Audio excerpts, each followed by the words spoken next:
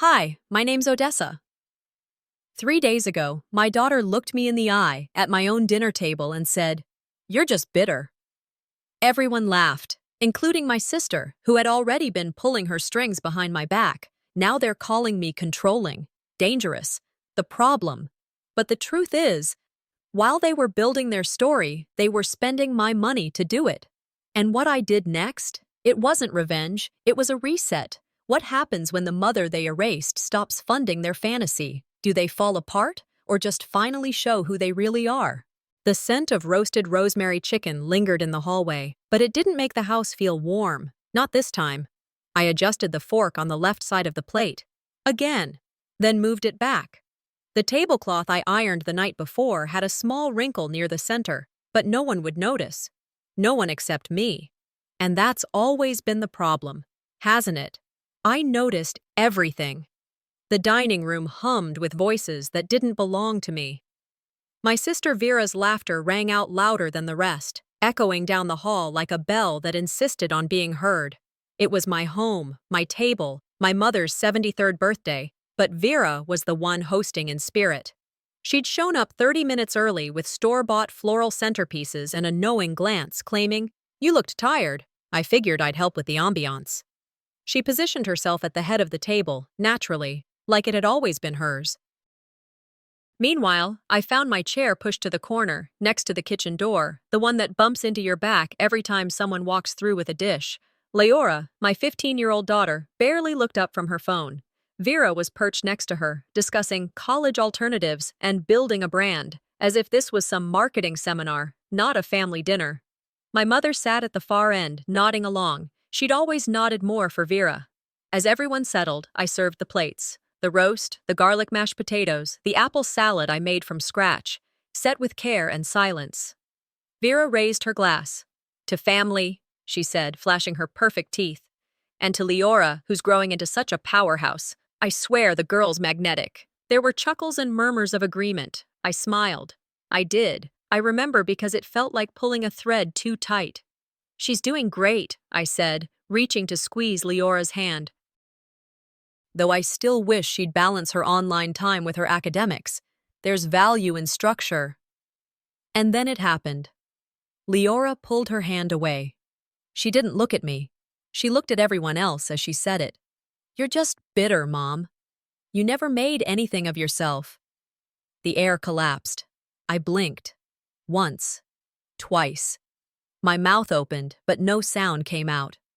Across the table, Vera let out a low laugh, a hum that invited others to join in. And they did. Not all of them, but enough. I couldn't move. It wasn't the insult. It was the rehearsal behind it, the performance, the understanding that those words weren't born at that table. They'd been practiced. My mother cleared her throat but said nothing. Leora took a sip of her sparkling cider like nothing had happened. Conversation resumed after a few beats, but I stopped hearing it. After dinner, I stayed behind to clear the plates. Vera kissed Mom on the cheek, told her she'd text about that spa thing in Bend, and left without saying goodbye to me. I noticed the place cards on the table. One side said, Mom's side. The other, Vera's side. There wasn't a card with my name. There never had been. I stacked the plates and carried them into the kitchen. The dishwasher door creaked, protesting the extra weight. My cousin Lynn lingered behind, trying not to look like she was lingering. "She didn't mean it like that," Lynn offered, hands in her coat pockets. I looked at her. "She's a teenager," she added. "And Vera, well, she just wants to help. She told us, well, she said you've seemed a little off lately." "Off?" I repeated. "She said you needed this dinner to feel involved." I nodded. Not because I agreed, but because I needed her to leave. Lynn walked out the back door with an awkward wave.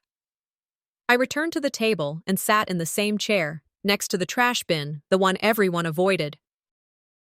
I remembered a birthday of my own. I must have been 15.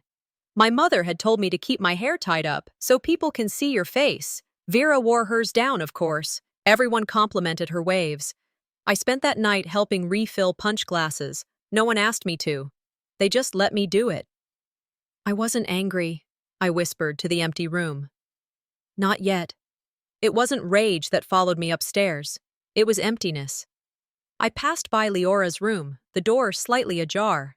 Her laughter spilled into the hallway. She actually looked hurt, she giggled into her phone. Can you believe that? LOL. Another laugh, this time from the other side of the line. Vera's voice, unmistakable. I turned away. Downstairs, the kitchen was still warm. I opened the drawer under the coffee station, where I kept things I hoped I'd never need again. Inside, a red folder, labeled in my handwriting just below the smudge of old coffee. Banking legal, joint. I placed it on the counter, looked at it. I let my hand rest on top. I didn't react that night, not because I was weak, but because I knew how to wait. The morning after the birthday dinner felt longer than most days. The sun filtered in through the blinds like it always did, but it didn't bring warmth, just exposure. I'd woken up before my alarm, not out of routine, but because my body was already bracing for something. I lay there in the silence, hearing the echoes of Leora's words bounce around in my skull. Bitter. That's what she called me. There was laughter coming from the kitchen. Light, casual, familiar. I didn't need to guess. I got up, pulled on a robe, and walked slowly down the hall, the floor cool against my feet. There they were, Leora and Vera, side by side at the stove. Vera cracking eggs like she owned the pan. Leora leaning against the counter in one of Vera's silk robes. Mine was still on her hook. I like it better here, Leora said with a sleepy smile, not noticing me standing there. I backed away before either of them could spot me. I didn't have the energy to perform composure, not again. Not this early. Back in my room, I sat at the edge of the bed. The silence wrapped around me tightly, not comforting, just weighty. A quote flashed through my mind, something I read on a therapist's Instagram once. Silence isn't empty. It's full of answers. I opened my phone, scrolled through social media out of habit, and there it was. Vera had posted a photo of Leora sitting on a sunlit porch with a mimosa glass in hand, clearly staged. The caption read, "Raising a queen, not a servant. #support her dreams. #she deserves more." The comment section was worse. Friends, acquaintances, even strangers chiming in. Love this energy. She's lucky to have you, Vera. Some kids need to be rescued from their own mothers. I closed the app, but my hands kept shaking, not from anger, from something more dangerous, clarity. This wasn't an accident. This wasn't a misunderstanding. They were rewriting the story in real time, and I was being edited out. By mid-afternoon, I heard Leora packing upstairs. I didn't interrupt. I didn't ask. I waited in the living room, watching the clock, trying to keep my pulse slow. When she came down with her bag slung over her shoulder, she didn't look at me. "I'm going to stay with Aunt Vera tonight," she said. "For how long?" She shrugged. "I don't know. I need to reset." She sounded like a self-help podcast. My daughter, the echo of someone else. "You could reset here," I offered. "This is still your home." "No, you don't get me. Aunt Vera does." That's when Vera appeared at the door, leaning in with that rehearsed concern pasted across her face. "Don't worry," she said, like I was the one who forgot the groceries. "I'll make sure she eats. Sometimes a change of scenery helps." They left without another word. And just like that, I wasn't the mother. I was the obstacle. That night, I sat at my kitchen table, pen in hand, journal open. I tried to write something reflective, something measured. Instead, I listed every time I said yes when I should have said no. Yes to driving her to dance 3 nights a week while working overtime. Yes to paying for the elective she dropped after 2 weeks. Yes to the phone I couldn't afford. To the therapist she didn't like. To the friends who never thanked me for driving them home. It wasn't resentment. It was inventory. I raised a daughter, not a mirror. But she'd been taught to see me as a distorted reflection of everything she didn't want to become. I closed the journal, pushed it aside. I reached for the red folder I'd pulled out the night before. Banking legal, joint. It was heavier than I remembered. I sat with it, flipping through the documents like they were war maps. The joint savings account, Vera was co-owner. We'd set it up when Leora got accepted to Hillside Academy. It was meant to make payments easier. Back then, I believed in shared responsibility. As now, I only saw liabilities. Then there was the secondary credit card, assigned to Leora for emergencies. I checked the app. Emergencies apparently included concert merch, a ring light, and a personal brand course Vera had promoted. The tuition account, still under my name, funded by me, controlled by me. I whispered aloud, not for drama, but for precision. 3 days. Let's see how long they last on my silence. I wasn't ready to explode. I was ready to vanish from their game. The kitchen was too quiet. Still, my hands moved out of habit, setting 2 plates on the table like I used to every morning before Leora left for school. She wasn't here now, but muscle memory has a way of pretending the world hasn't shifted under your feet. When I realized what I'd done, I quietly took 1 plate away. The clink of porcelain against porcelain was sharper than it should have been in an empty room. I sat down with my coffee and stared at the steam curling above it. Monday mornings were never easy, but this one felt particularly heavy. The silence wasn't peaceful. It was filled with every word left unsaid the night before. I hadn't heard from Leora since she left with Vera. Not a call, not a text. But that wasn't the part that burned. It was the casualness of her exit, the way she didn't even flinch as she walked past me with her bag, like I was just another piece of furniture. The phone rang, slicing through the quiet like a blade. The screen read Mom. I let it go to voicemail. Then it rang again. I picked up. Odessa, she said, her voice clipped, efficient. No hi, no pause. Don't be dramatic. Vera's just helping where you can't. I said nothing. She's trying to guide Leora. Someone has to. I know this is hard for you, but maybe let it be a lesson. A lesson? You know, when Vera was her age, she was already organizing student conferences. You used to be so practical. You kept the house running. That's your strength. You've always been steady. Reliable. That's what she meant. A walking calendar, a quiet pair of hands, someone who didn't ask to be seen. I have to go, I said. But the call had already ended. I stared at the phone a while longer, trying to decide if I was more hurt or more tired. My mother had always favored Vera. When we were kids, she called Vera my star.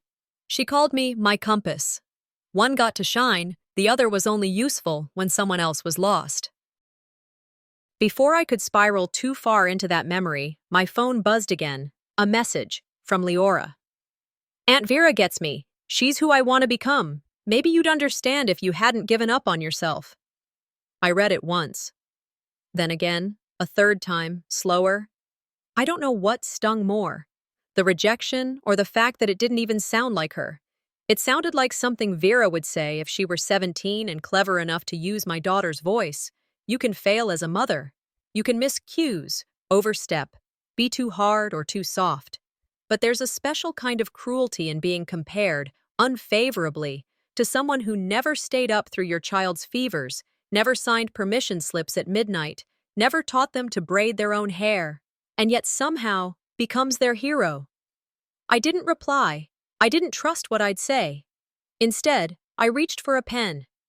I opened a fresh page in my notebook and wrote, in block letters at the top, "What's still mine?" I started a list. The joint savings account, the school payment profile, the lease on her car. Each bullet point was a reminder, not of what I'd lost, but of what they'd taken for granted. And then, underneath, I wrote one more thing. Day 1. Because I wasn't going to beg. I wasn't going to plead or perform. I wasn't about to post cryptic messages or try to win sympathy. That wasn't my language. They wanted me out of the story. Fine, but I was still holding the pen. I didn't need to scream. I only needed to subtract what I had added. Tuesday morning settled over the house like a blanket someone had forgotten to warm. I sat on the living room couch with a mug of tea that had gone cold before I took the first sip. The photo album was open on my lap, one of the older ones, the kind with sleeves that stick a little when you turn the page. I wasn't flipping anymore, just staring. Page 12, Leora's 5th birthday. She wore a glittery paper crown and had frosting on her nose. Vera was beside her, knife in hand, helping cut the cake. And me? I was in the reflection of the window behind them, holding the camera. It had always been that way. I documented. I enabled. I disappeared. I closed the album. A picture frame above the fireplace caught my eye. One I hadn't noticed had changed. I stood up slowly and walked over. It wasn't the photo we'd taken last fall at the pumpkin patch, the one where I stood in the middle with Vera on one side, Leora on the other, and our mother awkwardly seated in front. That image was gone. In its place was something new, glossy, professionally done. Vera, Leora, and my mother, just them. I stared at it long enough for my throat to start aching. My hands clenched. I took a photo with my phone and texted it to Vera with one word. Seriously? Her reply was almost immediate, a gif of Elsa from Frozen mouthing, "Let it go." They hadn't just pushed me out of the frame. They rewrote the scene without me and made it look better. By noon, I needed air. I headed to Main Street, walked into the bakery near the post office, and ordered a black coffee I wouldn't drink. The smell of fresh bread almost calmed me, almost. As I waited, I heard two voices from the corner booth by the window. They didn't see me come in. Leora needed to get away from her mom's toxic energy, one woman said. Vera's saving that girl. My body froze, but my ears sharpened. The second voice laughed softly. I mean, come on. Odessa's never been nurturing. She's more like a manager. Have you ever seen her hug that kid? It's always logistics with her. Rides, lunches, appointments. I backed away from the counter before they could notice me. The barista called out my order, but I didn't stop for it. I walked straight to my car, locked the doors, and sat for a moment staring at the steering wheel. I didn't cry. Instead, I pulled out my phone, jotted down their names, noted the time, and saved the voice memo. The audio wasn't perfect, but it was enough. I created a new folder in my cloud drive and labeled it Receipts. Back home, I sat at the kitchen table and opened Leora's birth certificate. I looked at my signature on the bottom line, firm, confident. It hadn't faded over time like I had. You can give everything, I whispered. But if you don't perform the role they wrote for you, you're disposable. I placed the certificate back in its envelope, then opened my banking app. The joint account showed a balance I didn't like. Quietly, I moved $500 into my personal checking. No alerts pinged, no notifications were triggered. I checked Leora's auto payments, unchecked what I could, changed the password manager, updated the security questions. I wasn't going to announce anything.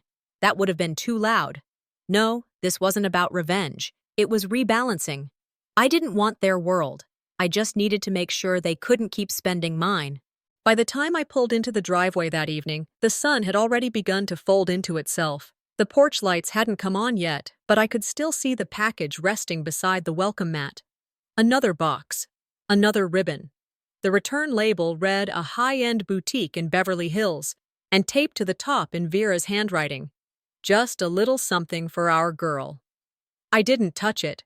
I stepped around it, unlocked the door, and walked inside. The silence was heavier than usual.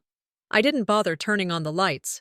I stood in the hallway for a moment, staring at the package through the side window. That house didn't feel like mine anymore, not in the way it used to, and maybe that was the point. You teach people how to treat you by what you allow, what you stop, and what you reinforce. That night, after changing into sweatpants and pouring a glass of water I didn't drink, I sat down at the kitchen table and opened my laptop. I clicked into the joint education account Vera and I set up for Leora's tuition 2 years ago. It had been healthy, comfortably padded. Now it was nearly empty. Wellness retreats, Instagram ad packages, mentorship sessions, designer goods, all categorized, all charged under Vera's subcard. She hadn't just accessed the money. She'd siphoned it slowly, like a leaky pipe no one checked until the ceiling collapsed. I didn't scream. I didn't pace. I clicked Download Transactions and saved everything into a neatly named folder. Documentation, misuse. Then, I opened a second tab, the financial dashboard. I hovered over Vera's subaccount, Disable. I clicked. A subtle relief fluttered through me. Not euphoria, not satisfaction, just calm.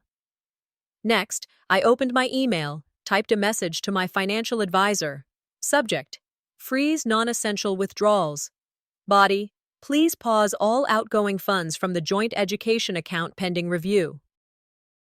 Details attached. I included the PDF. Then I flagged 3 questionable purchases: $2,200 for a content creation workshop, $780 for skincare subscriptions, and $2,500 for a media strategist. Vera would know soon enough, but I wasn't sending warnings. I whispered, "It's not revenge, it's reclamation." Before closing my laptop, I played a voicemail I hadn't listened to in years. Leora, age 9. Thank you for working so hard so I can dance, Mom. I love you even when you say no. I let it play twice, and then I opened my journal. At the top, in sharp black ink, I wrote, "Countdown to 0, 72 hours. I underlined it once, firmly. Below it, a list. Cancel autopay for Hillside tuition. Remove Lyora's name from car registration. Reassign primary contact on health insurance. Revoke access to Netflix. Petty? Maybe. But satisfying. I didn't announce any of it. No phone call, no warning text, no cryptic social media status. Just execution. I wasn't going to shout anymore. My silence had a sharper edge. Wednesday started like any other day, except it wasn't. The air felt heavier, charged, like the moments before a thunderstorm. I was already seated at the kitchen counter by 6, a mug of black coffee untouched beside me, laptop glowing in the dark like a quiet accomplice. I pulled out the small notebook I'd started 3 nights ago. Countdown to 0. There it was, still on page 1, but the entries underneath were no longer theoretical. They were ready. I took a deep breath and exhaled through my nose. I didn't raise my voice. I whispered to the stillness. I raised the stakes. Click. The first tab I opened was Hillside Academy's financial portal. The tuition payment for next semester was scheduled for 10:45 a.m., automated, predictable. I hovered over the checkbox beside it, unlinked the funding source, and entered a lock authorization code. Done. I leaned back slightly. A small win, not loud, not final, but irreversible. Later that morning, as I walked into the grocery store, I checked my phone out of habit. A single notification pulsed on my lock screen. Transaction declined. Co-owner lock engaged. The timestamp, 10:43 a.m. Vera and Leora were standing in the school administrator's office at that exact moment, probably smiling through their teeth, waiting for the card to swipe. And then, nothing. I pictured the moment. The administrator's awkward glance, Vera's expression faltering for the first time, Leora looking confused, then humiliated. I didn't smile. I just opened the notification and pressed delete. By noon, the fallout began. Vera's first text came in all caps. "What did you do?" Then another. "This affects your daughter," followed by 4 voicemails, each growing sharper, meaner, more desperate. The last one ended with, "You've made your point. Don't drag Leora down with your bitterness." I didn't reply. I crafted an email instead. Subject: Financial control. Body: Effective immediately. I have withdrawn all financial access under my legal authority. All relevant parties have been notified, including Hillside Academy. Please direct any further communication through my attorney, Naomi Kendrick. Attachments: Joint account logs, subcard usage, education fund agreement, annotated. Final line: I didn't lose control. I reclaimed it. I hit send. Then I stood up, poured the untouched coffee into the sink, and rinsed the mug without a word. There was no triumph in that kitchen. No fist pump moment, no catharsis. Just a slow unwinding of tension. Peace, maybe. Not the soft kind, but the clean kind, like dust being blown out of a room you hadn't entered in months. Sometimes the greatest revenge is simply moving on and letting karma do the rest. I walked through the house slowly, noting the quiet. The spare bedroom where Leora once kept her art supplies was now filled with boxes Vera had insisted we store for a bit. I stared at them and didn't move a single one. No rage, no breakdowns, just removal. That afternoon, I sat down at my desk, opened my legal folder, and scanned every document Naomi had prepared into a private drive labeled Private 360. I texted her, "Let's book the appointment." She replied 2 minutes later. Thursday, 11:30. Bring everything. I nodded to no one. In my notebook, I turned the page beneath Countdown to Zero and wrote one new entry. Next, the car. Wednesday evening greeted me with a kind of stillness that always feels suspicious, the kind of quiet that hides a scream just behind the walls. I tossed my bag on the entryway bench and noticed the blinking voicemail light on the landline, a thing I kept more out of habit than use. 2 messages, both from Aunt Miriam in Florida.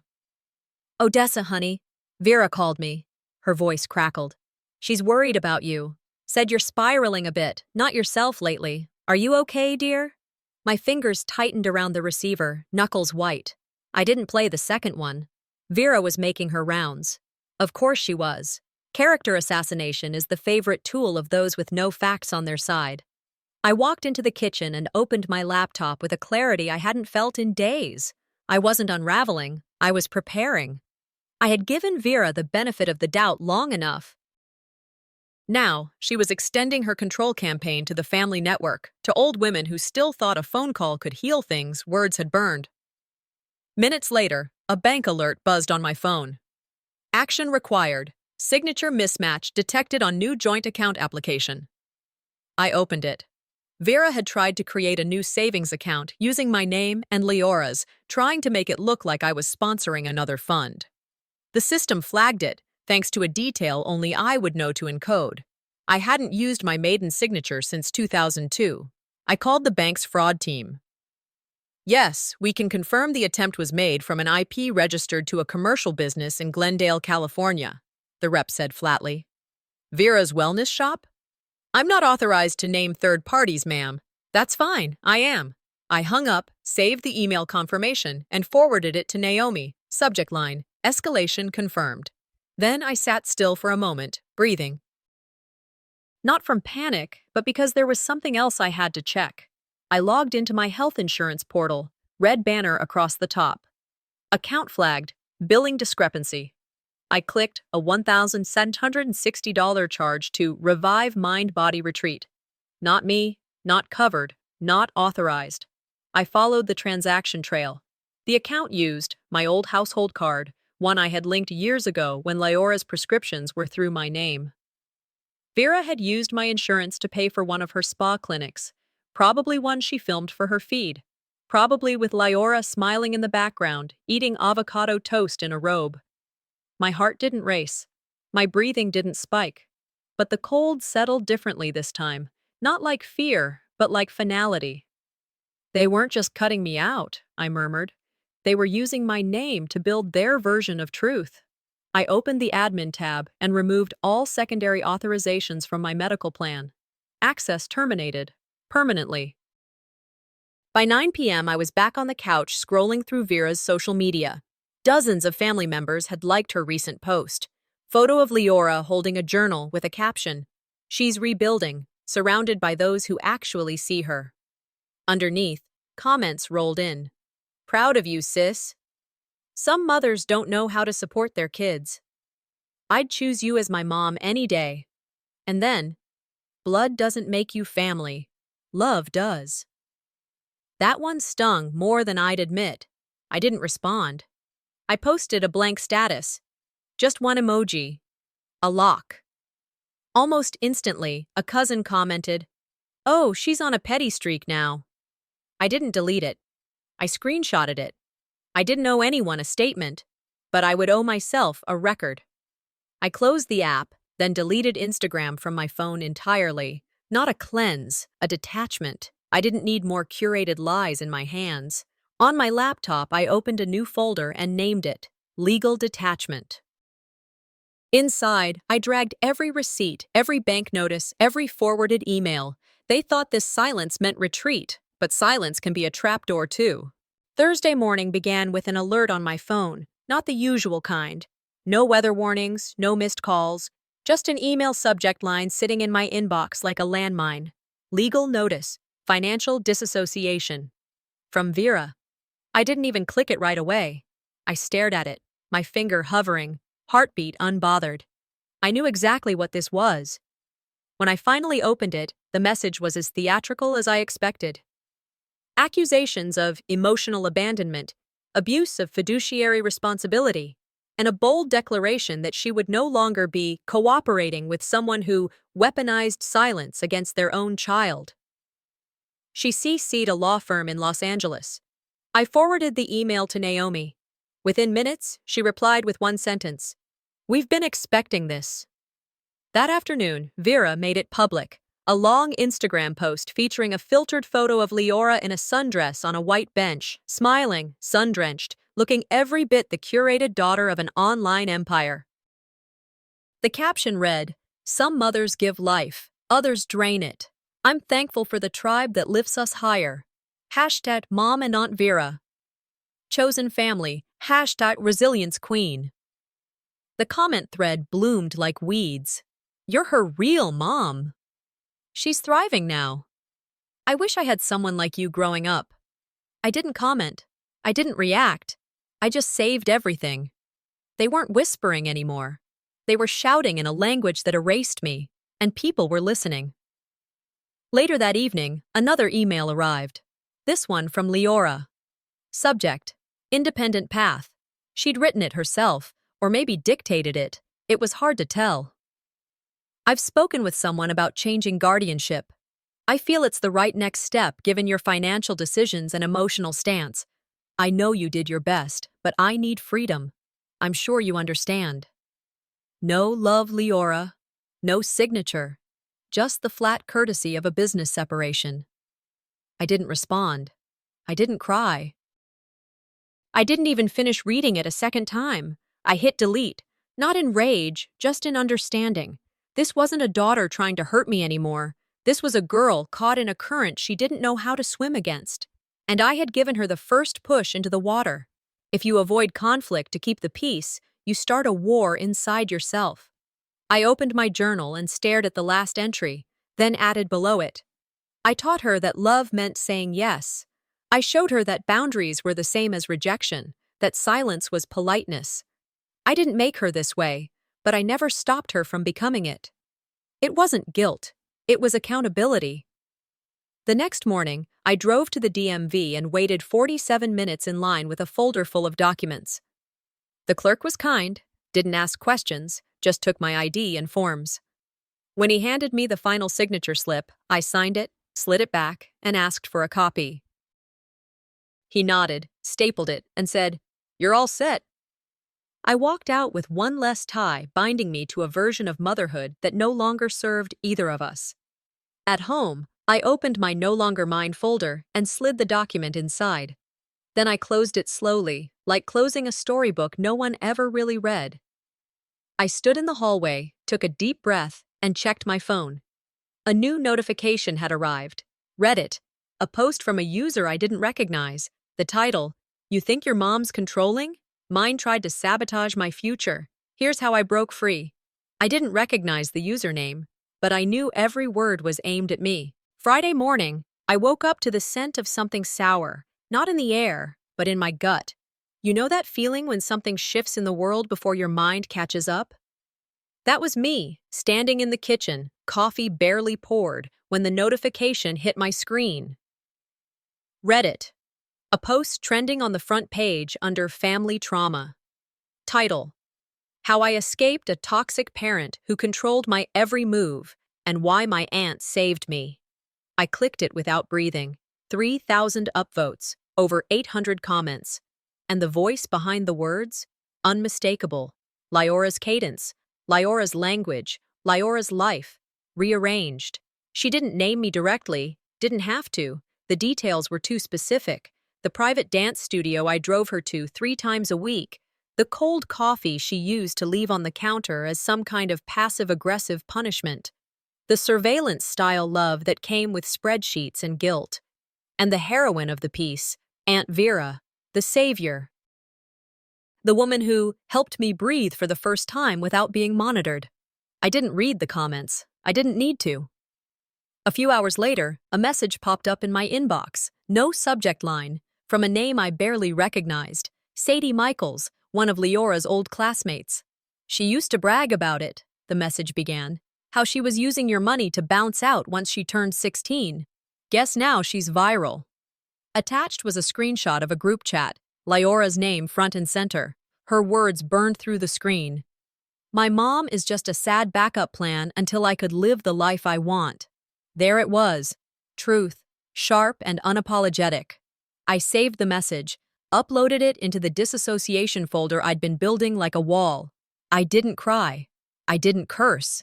I didn't even feel shocked. I felt quiet. The next blow came from Hillside Academy. A call from the finance office.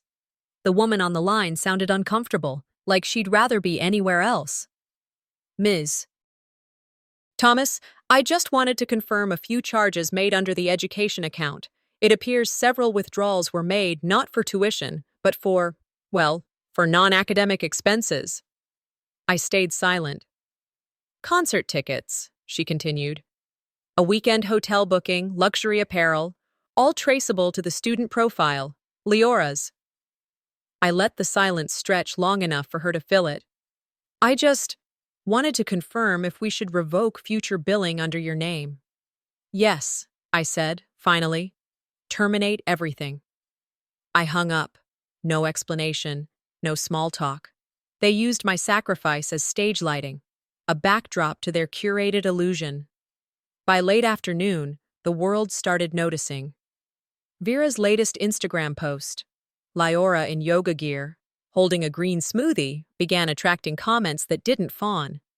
Didn't she use her sister's money to buy that? Exploiting a minor for your brand? Yikes. Isn't this the daughter she didn't raise? By evening, the comments were gone. Vera had disabled them, but screenshots were already circulating. The parenting blog Brave Boundaries ran a full article by 9 p.m. Title, When Influence Undermines Integrity. They quoted the Reddit post, highlighted the misuse of school funds, included a side-by-side image of Leora in Hillside uniform beside a concert VIP photo. The contrast said everything. That night, Vera's wellness brand lost 2 sponsors. Leora's profiles went private. Silence returned. Not peace, but damage control. I sat in my office, the one where I used to edit school essays and make budget plans. A custody reversal affidavit sat drafted on my screen. My lawyer had prepared it the moment the tuition debacle began. I stared at it. I could file it. I had grounds: financial manipulation, online defamation, emotional displacement. But I didn't click submit, not yet. I didn't need to take her back. But I was ready to take myself forward. Saturday morning arrived without ceremony. I poured my coffee like I always did, 2 fingers of half and half, a sprinkle of cinnamon, nothing new. But as I sat at the kitchen table, scrolling absently through my phone, something had changed. Vera's accounts were gone, not just a deleted post or a hidden comment. Deactivated, vanished. No trace of curated smoothies, affirmation captions, or manicured photos of her and Leora wrapped in matching robes. Just absence. I clicked open the parenting forum I'd been quietly watching for months. A new thread was rising quickly. Wellness mom or manipulator? The screenshots were familiar, ones I'd saved weeks ago. The quotes, the timestamps, her lies, now community property. I didn't smile. I didn't cry. I just stared at the thread for a while, expression steady. I never asked for anyone to believe me. But silence only lasts until truth gets tired of hiding. Later that day, Naomi called. Have you seen the TikTok clip yet? No, I said, but I already had. A 30-second video, filmed inside a boutique.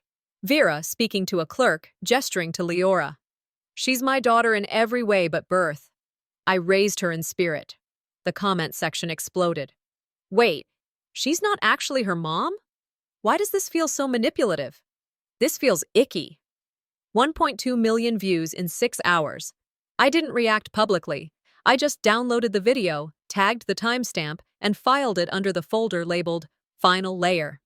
That evening, Naomi followed up. All assets are now confirmed under your name. Car, education fund, joint account, everything. What about the challenge? I asked. Dismissed. Vera submitted documentation with inconsistencies, false address history, mismatched account trails. I let that settle in. Naomi paused, then added, You never needed to fight loud. You just had to prove quietly. I hung up and walked into the kitchen. The light from the window hit the countertop where a small post-it note still clung. Years old, faded at the edges. Leora's handwriting, shaky but sweet. Don't forget to hug me, Mommy. I traced the edges of the note with my fingertip, then folded it, carefully, and placed it inside the lockbox I kept in the closet marked, When It's Time. Justice is not always about punishment. Sometimes, it's simply being seen. The day drifted into evening. I watered my plants, changed the sheets, finished a book I'd been ignoring. And just as I was about to start closing down the house for the night, there was a knock. 2 short taps. Then silence. I walked slowly to the front door, peered through the peephole. Leora. No camera crew. No makeup. No Aunt Vera. Just her. Hair pulled back, shoulders slumped, a single sheet of paper in her hand. I didn't open the door. Not yet. I didn't need answers. I needed her to understand the question first. She hadn't knocked. She stood there beneath the porch light, clutching a piece of paper like it could protect her from the weight of everything between us. No makeup, no aunt in the background, no camera. Just Leora, small again, despite the posture she tried to hold. I was behind the door, my hand resting on the knob, not moving. There were 1,000 things I could have said, none of them useful, and none of them mine to say, not yet. She didn't come with an audience. That was a start. I opened the door halfway. She didn't try to step in. I didn't know where else to go, she said, voice smaller than I remembered, thinner, like something had worn it down. That doesn't mean you know where you belong. She looked down, not surprised by my words, just tired. She held out the paper. I didn't take it. It's a letter, she murmured. It's not an apology, not yet, but it's what I could say without messing it up. I took it, didn't read it, not yet.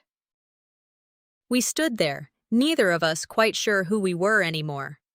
I had known this child through every stage, colic, first steps, skinned knees, eye rolls, lies. But this woman in front of me? She wasn't someone I could recognize on reflex. I'm not asking to move back, she said. Good, I replied.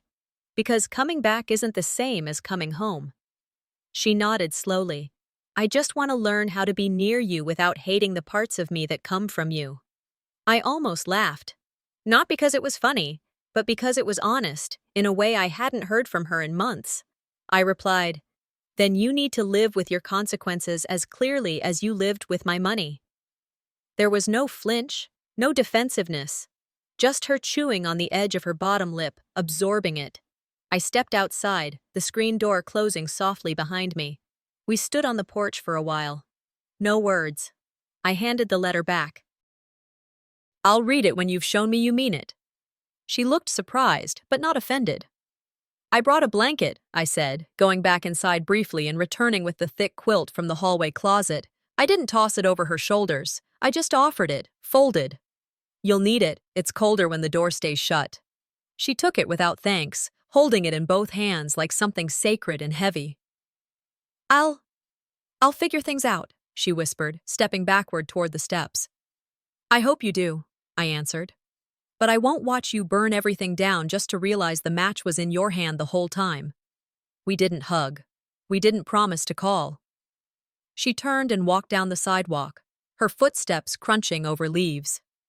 I stayed standing in the doorway, not to see if she'd turn back, but to make sure she knew I wasn't. Letting go doesn't mean I stopped loving her. It means I finally started loving myself more. I didn't need her to crawl back. I needed her to stand on her own. Sunday mornings used to smell like pancakes and maple syrup. Today, it smelled like paper and tea. I sat at the kitchen table, a soft breeze coming through the open window, the teacup steaming next to me. The letter from Leora was opened now, read twice, maybe 3 times. Every word neatly written, as if the handwriting might soften what she couldn't say in person.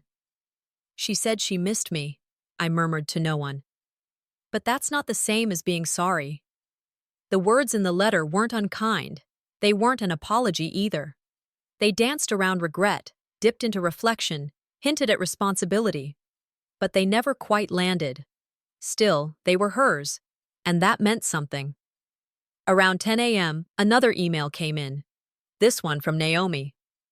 "Thought you should see this," she wrote. Attached, a legal notice from Vera's new lawyer. A final attempt to threaten litigation, this time claiming I'd slandered her, damaged her brand, and encouraged online harassment. I read it through once. No heat behind my eyes, no anger bubbling up, just confirmation. I forwarded it back to Naomi with one line. Response attached.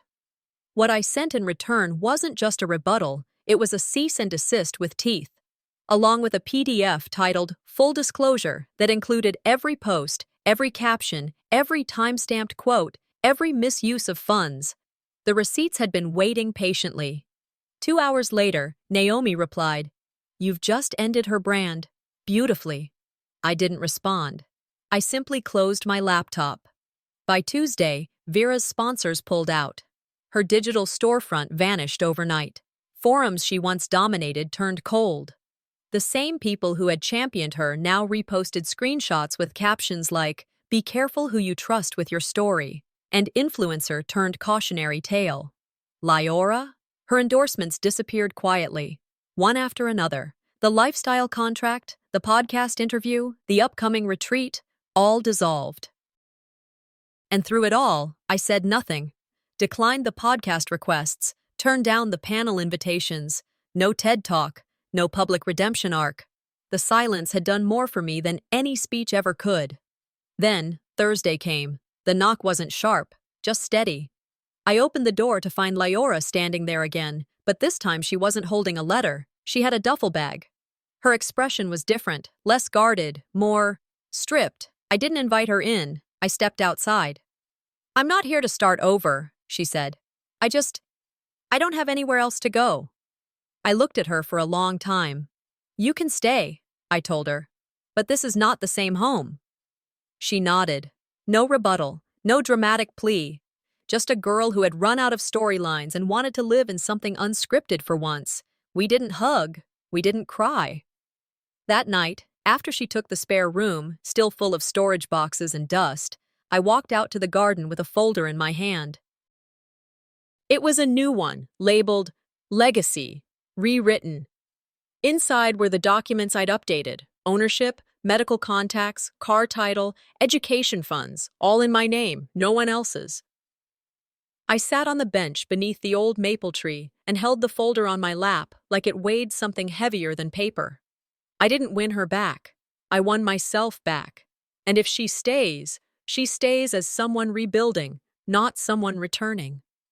A breeze moved through the branches above me. I closed the folder, and just like that, I closed the past with it.